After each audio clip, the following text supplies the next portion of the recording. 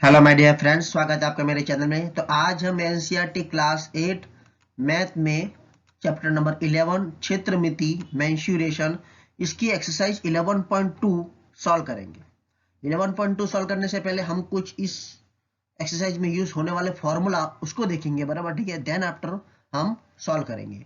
और इससे पहले एक्सरसाइज 11.1 का वीडियो मैं ऑलरेडी अपलोड कर चुका हूं, जिसकी लिंक मैंने डिस्क्रिप्शन बॉक्स में दे रखी है, आप वहां जाकर देख सकते हैं।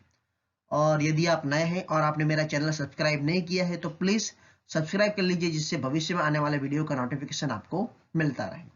तो चलो अब हम शुरू कर। तो हम इसके फॉर्मूला देखेंगे, बराबर। तो यहाँ लिखा है कि समलंब चतुर्भुज का क्षेत्रफल 1/2 ब्रैकेट में a plus B multiply by H. ये फॉर्मूला हमें लर्न कर लेना है, बराबर। समझा देता हूँ कैसे होता है। जैसे ये समलंब चतुर्भुज दिया है, बराबर, ठीक है। इसकी ये जो साइड है इसे हम क्या नाम दे दिया, ए। और ये वाली साइड है, ये भुजा है, इसको हमने क्या नाम दे दिया, बी।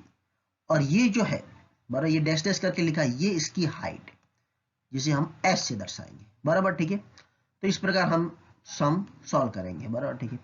तो 1/2 a plus B multiply by H, बराबर। आगे दिए सामान्य चतुर्भुज का क्षेत्रफल,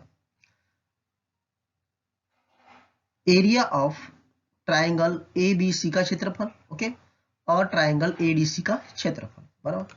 यहां पर मैंने एबीसी और एडीसी नाम दे दिया, बराबर। जरूरी नहीं कि आप वही नाम दो, बराबर, अपने कोई भी नाम दे सकते हैं। जैसे मैंने एक सामान्य चतुर्भुज ले लिया जिसकी 4 साइड है, उसको हम चतुर्भुज कहते हैं। इसको मैंने नाम दे दिया ए, इसको मैंने नाम दे दिया बी, इसको नाम दे दिया मैंने सी, और इसको नाम दे दिया मैंने डी।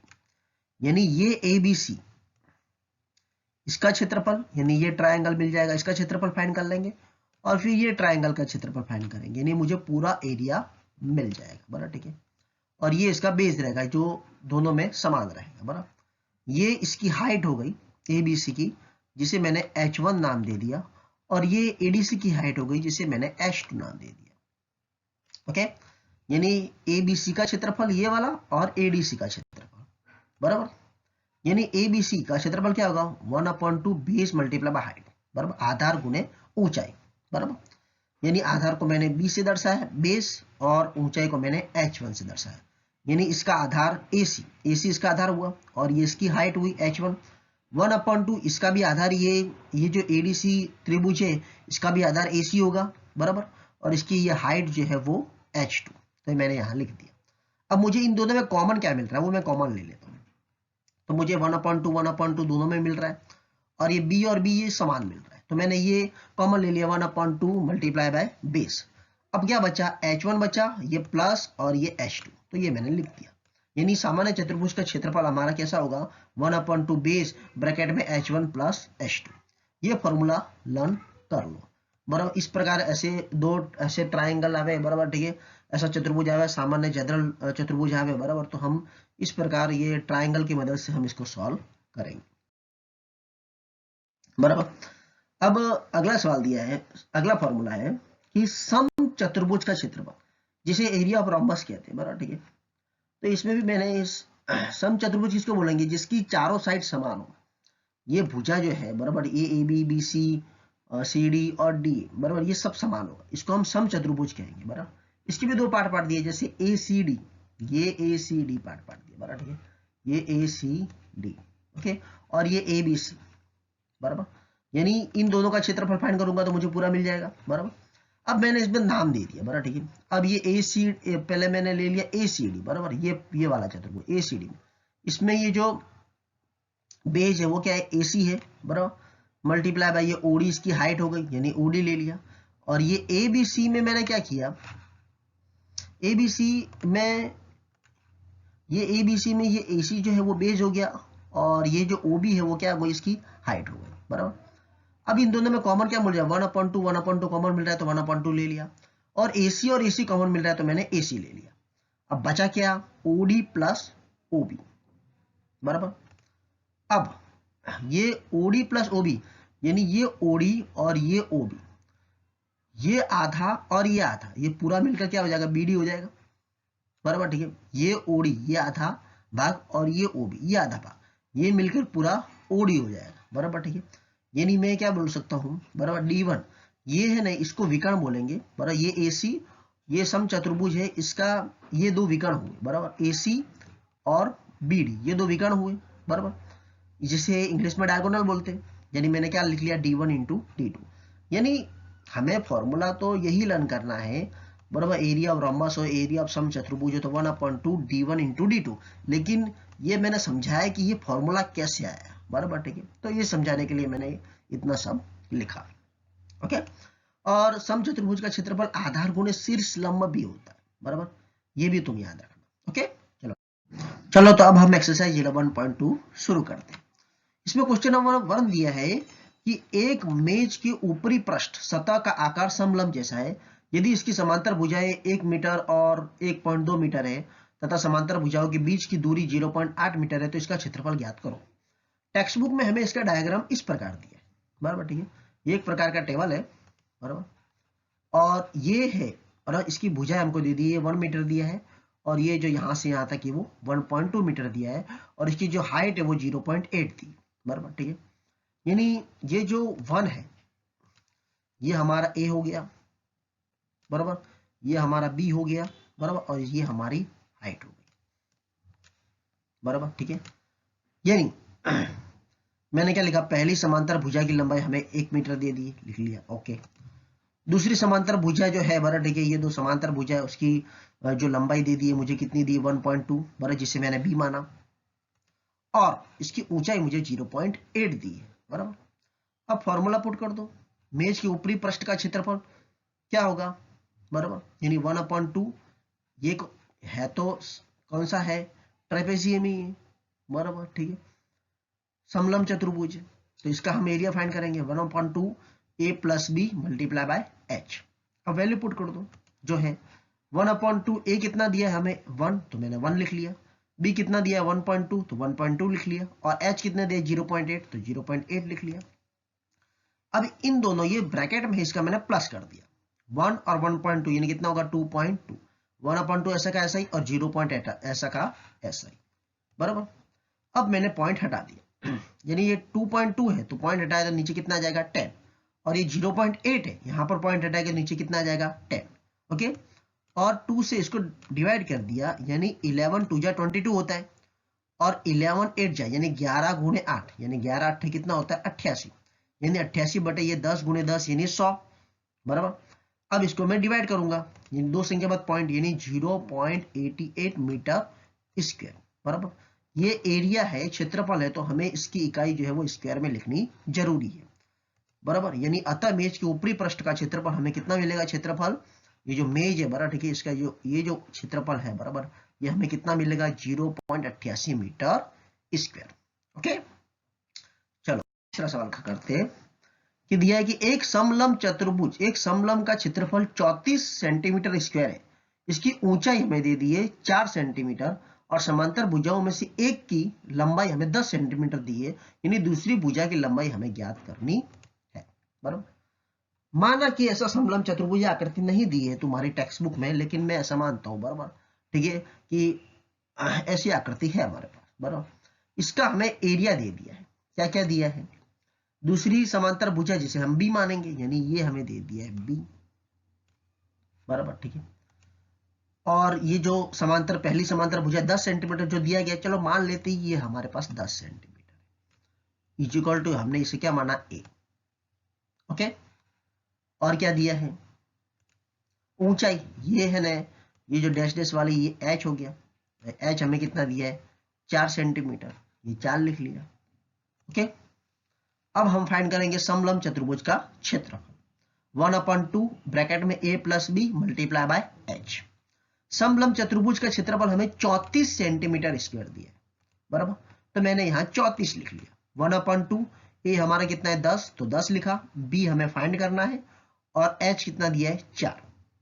अब ये जो डिवाइड में है यहां से ये इधर जाएगा तो गुणा में हो जाएगा, यानी 34 दूनी कितना होगा 68, और ये जो बचा है 10 प्लस B मल्टीप्लाई 4 ऐसा का ऐसा ही लिखा है।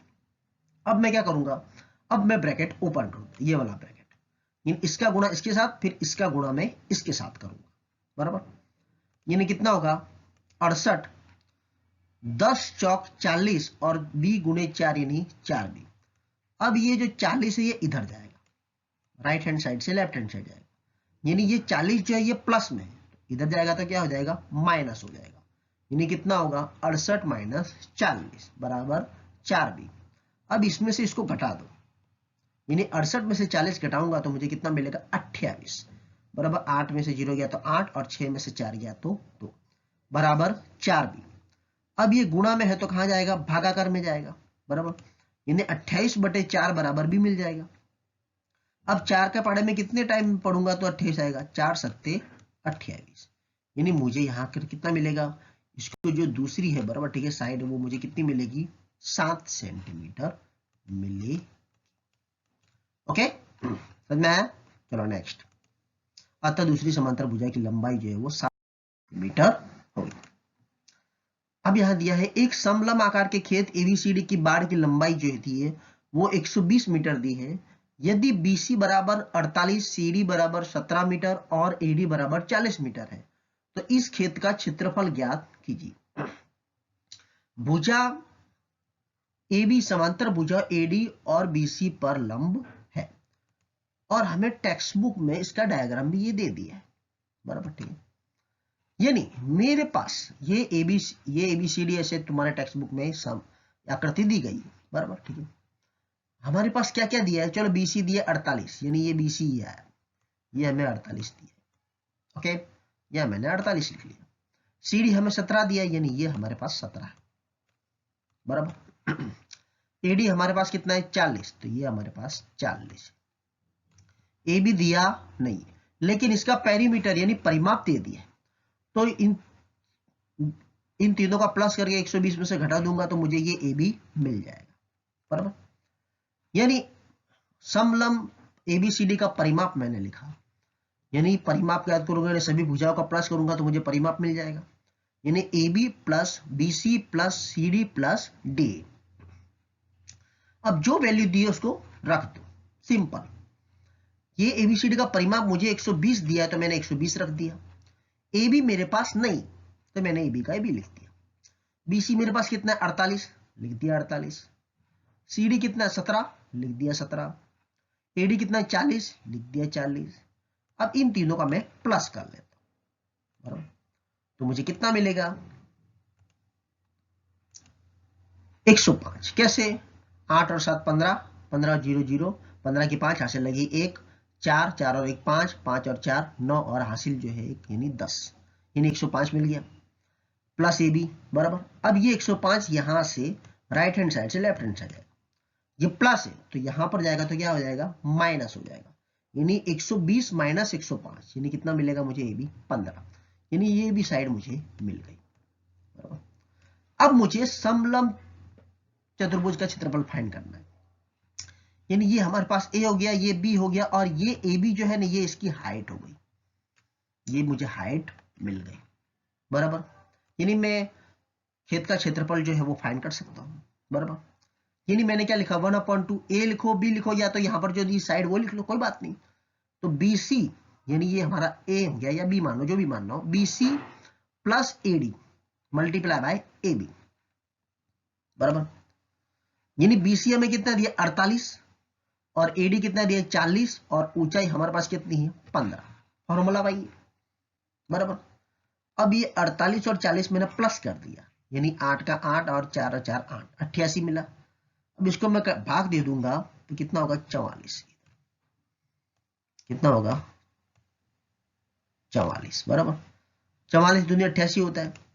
अब 44 गुना 15 करो, 15 चौक 60 की 0 80 लगी 6, 15 चौक 60 और 6 66, यानी 660 मीटर स्क्वायर। यानी इस खेत का क्षेत्रफल हमें कितना मिलेगा 660 मीटर स्क्वायर, यानी अतः खेत एबीसीडी का क्षेत्रफल 660 मीटर स्क्वायर होगा। ओके चलो नेक्स्ट। यहां सम दिया है कि एक चतुर्भुज आकार के विकर्ण की लंबाई 24 मीटर है और बाकी के दो शिरोबिंदु में से इस विकर्ण पर खींचे गए लंब 8 मीटर और 13 मीटर हो तो खेत का क्षेत्रफल ज्ञात करो। तो हमें ये सवाल दिया है बराबर ठीक है, ये डायग्राम हमको टेक्स्ट बुक में दिया गया। अब यहाँ पर ये विकर्ण है, ये जो डायगोनल है AC, बराबर, ठीक है, ये हमारा सामान्य चतुर्भुज, बराबर। ये AC हमें दे दिया है 24, और ये जो इससे इधर मैं कोई भी नाम ले लेता हूँ, ये BM ले लेता हूँ इसको, बराबर, ठीक है। ये BM हमको 13 दे दिया है, और ये DN हमको कितना दे दिया, 8, बराबर। और हमें इस पूरे खेत का क्षेत्रफल फाइंड करना है। तो ये मैंने H1 मान लिया, यानी ऊंचाई, हाइट 1, यानी ये H1 हो गया कितना, 13। ये हमें दूसरी हाइट दी है, इसको मैंने H2 मान लिया, कितना, 8। AC हमें दे दिया कितना, 24, बराबर। अब चतुर्भुज ABCD का क्षेत्रफल क्या होगा, तो अब ये दोनों चतुर्भुज, ये दोनों ट्राइंगल में ले लूंगा, बराबर, ठीक है, त्रिभुज लूंगा, और फिर त्रिभुज का दोनों का फाइंड करके, बराबर, फिर दोनों का प्लस कर दूंगा तो मुझे पूरा चतुर्भुज मिल जाएगा। तो मैंने पहले ले लिया ABC, ये ऊपर वाला ABC ले लिया, यानी त्रिभुज ABC का क्षेत्रफल, और दूसरा है ADC का क्षेत्रफल, बराबर, जिसका फॉर्मूला मैं बता चुका हूं स्टार्टिंग में। तो इसका क्षेत्रफल क्या होगा, बेस मल्टीप्लाई बाय हाइट, यानी इसका बेस क्या होगा, ABC का AC होगा, यानी AC यानी बेस B, और हाइट यानी H1 ऊंचाई, और 1/2 इसका बेस कितना होगा, AC होगा भाई, और ऊंचाई मतलब H2, यानी बेस यानी B, H1 plus 1/2 base multiply by H2, बराबर। अब ये 1/2 कॉमन ले लिया, B और B कॉमन ले लिया, क्या बचा, H1 प्लस H2, बराबर। अब ये बेस जो समान दिया है, बराबर, हमें डायरेक्ट अगर तुम ये फॉर्मूला लिखोगे चलेगा, बराबर, इतना लिखकर ये दूसरा स्टेप नहीं लिखोगे तो भी चलेगा, बराबर, लेकिन मैं समझाने के लिए लिख रहा हूँ। अब B कितना दिया हमारे पास, 24, तो मैंने 24 लिख लिया। H1 कितना दिया, 13, तो मैंने 13 लिख लिया। H2 यानी ये कितना दिया है, 8, 8 लिख लिया। अब इन दोनों का पहले प्लस कर दो, बराबर, और ये 12 दूनी 24 होता है, तो यहाँ मैंने 12 लिख लिया, ये 12, बराबर, और 13 और 8 कितना होता है, 21। अब इसका क्या होगा, गुना होगा, बराबर, इन्हें हमें कितना मिलेगा, गुना करेंगे तो 252 मिलेगा। 21 दूनी 42, 2 हासिल लगी 4, 21 से कम 21 और 4 25, यानी 252 मीटर स्क्वायर। अतः चतुर्भुज आकार खेत का क्षेत्रफल हमें कितना मिलेगा, 252 मीटर स्क्वायर मिलेगा। Okay, thank you for watching video.